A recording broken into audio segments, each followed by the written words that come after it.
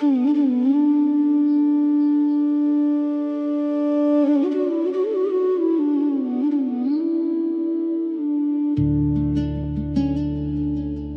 স্পর্শ করতে গিয়ে কতবার যে আমি গুটিয়ে নিয়েছি হাত, সে কথা আমার ঈশ্বর জানেন।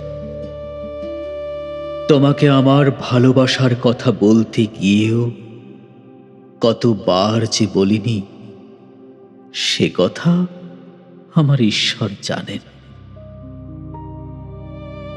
তোমার হাতের মৃদু কড়া নাড়ার শব্দ শুনবার জন্য দরজার সঙ্গে চৌম্বক খণ্ডের মতো আমার কর্ণযুগলকে গেঁথে রেখেছিলাম।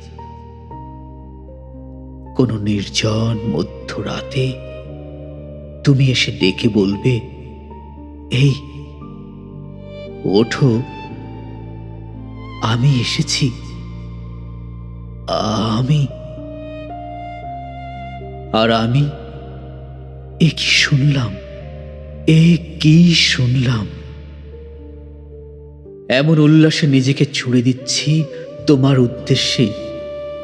ঠিক এরকম একটি দৃশ্যের কথা কতবার যে আমি মনে মনে কল্পনা করেছি, সে কথা আমার ঈশ্বর জানেন। আমার ঈশ্বর জানেন আমার চুল পেকেছে তোমার জন্য। আমার ঈশ্বর জানেন আমার জ্বর এসেছে তোমার জন্য। আমার ঈশ্বর জানেন আমার মৃত্যু হবে তোমার জন্য।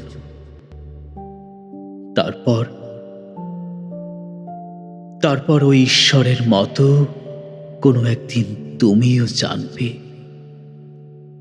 আমি জন্মেছিলাম তোমার জন্য, শুধু তোমার জন্য।